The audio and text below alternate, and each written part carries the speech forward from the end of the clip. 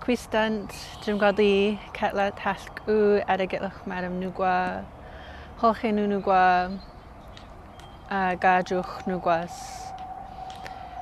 Crystal Smith Dawayu, Gigata da Hohatgu, Vancouver da Otsagu, Gispagwada de Bedegu, Doixitnu, Sku Amish, Ewatuth, Humascoyam, Doixitnu, Lugra am not what needs him. Lugra am not what needs him. I just spoke in 2 languages. I spoke in Jejes first, and then I spoke in Somaliach afterwards. I chose to introduce myself in these languages because that's what I was taught. My late great-uncle Gabagach, Henry Robertson, always taught us to introduce ourselves in the language before we started anything. I said thank you. The most important thing I said was thank you to the Coast Salish Nations for allowing me to be here and practice my poetry on their land.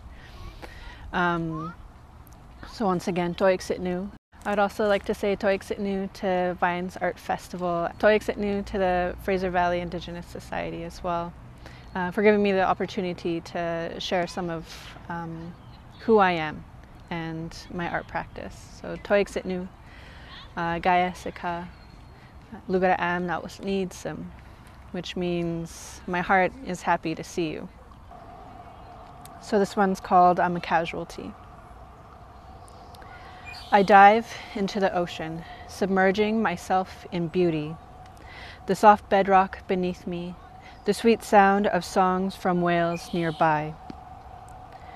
The scuttling of king crab, the chatter of school fish. I dove into beauty. As I opened my eyes, I saw nothing and felt everything.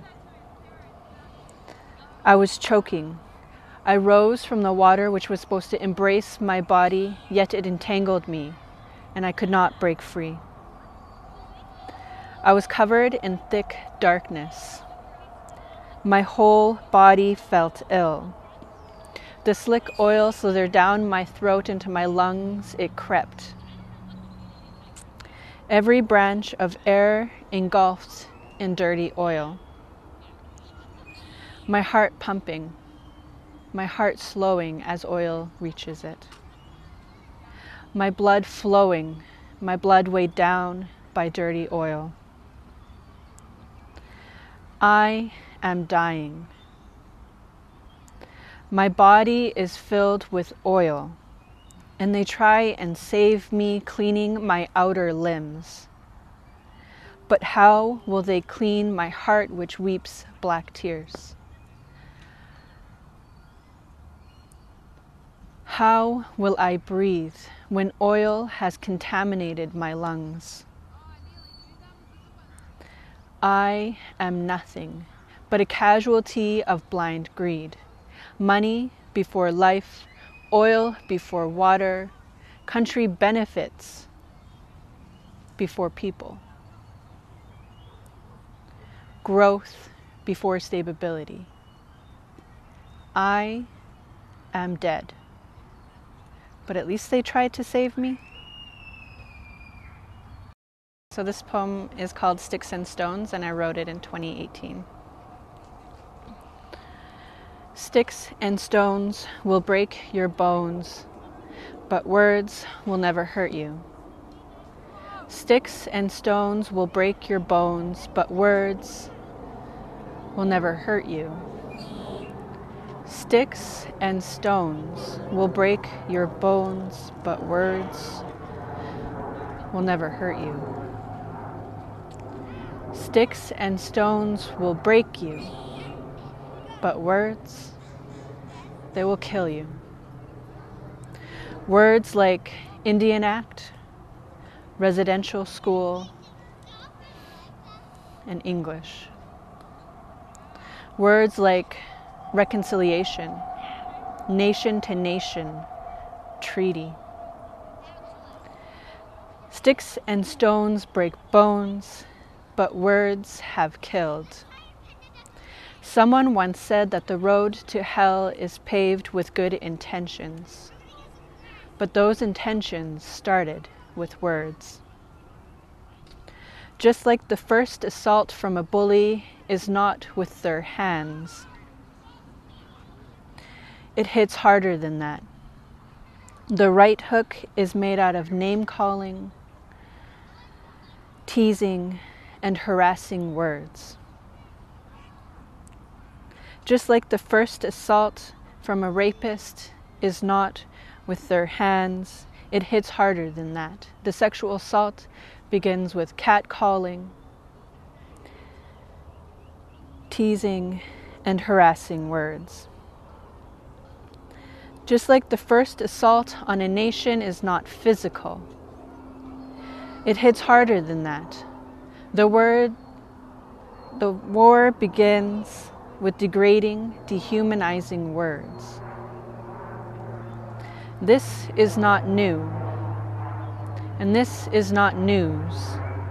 This is a reminder that sticks and stones will break your bones, but words have killed. Words like sorry, forgive. It was in the past. Words like justice, colonialism, and capitalism. Words like acquitted, innocent, and free. So remember today that the first assault on a nation is not physical. It hits harder than that. The war begins with degrading, dehumanizing words, where murderers walk free and the innocent are buried. Remember, sticks and stones will break your bones, but words, colonial English words, have killed.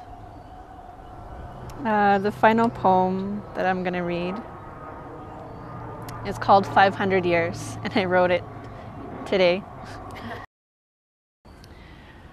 500 years. 500 years. 500 years, and nothing has changed. They still use our women and kill them. They are still stealing our children. And they are still commodifying our land. 500 years, and it might as well have been yesterday. Our communities are suffering. Our water is undrinkable, and our land is being poisoned. 500 years, and they haven't learned anything. Or maybe they have. 500 years. They have perfected colonialism. They have groomed it, modeled it, moved it into the spiritual realms. Physically, they throw us in jail. Mentally, they weaken us. Our own children take their own lives. Take their lives because colonialism is deep. Deep in our communities, deep in our bodies, deep in our minds, deep in our spirits. 500 years, and the battle of colonization is hidden in plain sight, devaluing our lives, dehumanizing our bodies, commodifying our land. 500 years and they have learned exactly what they wanted. They steal our children with purpose. They rape and kill our women. They villainize our men. 500 years, and it might as well have been yesterday. Men like George Floyd, killed by supremacy, killed by colonization, killed by justice. Young men like Colton Boushie, killed by supremacy, killed by colonization, killed by justice. Humans, people, Indigenous lives, Black lives. Isha Hudson, Jason Collins, Stuart Kevin Adams, Stuart Kevin Andrews, Everett Patrick, Chantel Moore, Clyde River,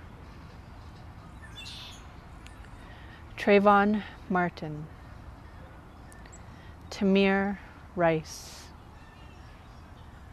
Michael Brown,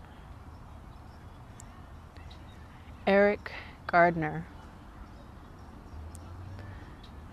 Philandro Castile, Breonna Taylor. Humans, people, Indigenous lives, Black lives, killed in the name of colonial justice, killed by the police. 500 years. 500 years. And it might as well have been yesterday.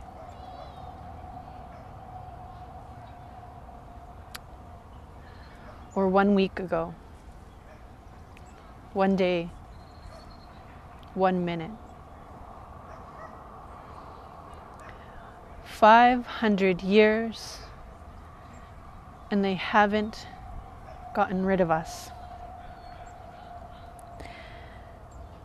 500 years, and their plans are failing. We are taking the streets they made to get rid of us. Resilience is in our blood. Our hands are raised. No more. No more. Our strength, our spirits will never disappear. 500 years, you have failed. We are still here. Toik Sitnu, Toik Sitnu, Toik Sitnu. Thank you for listening.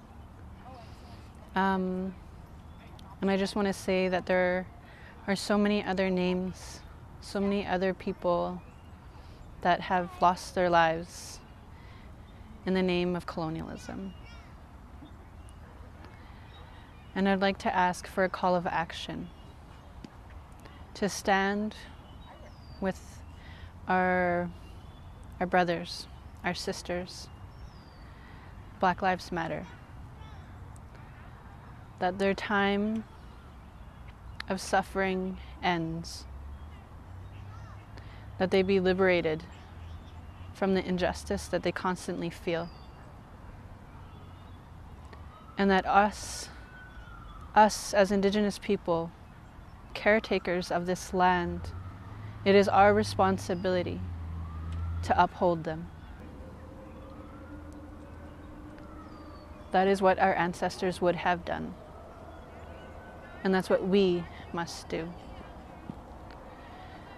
So again, Toik Sitnu, Toik Sitnu, Toik Sitnu.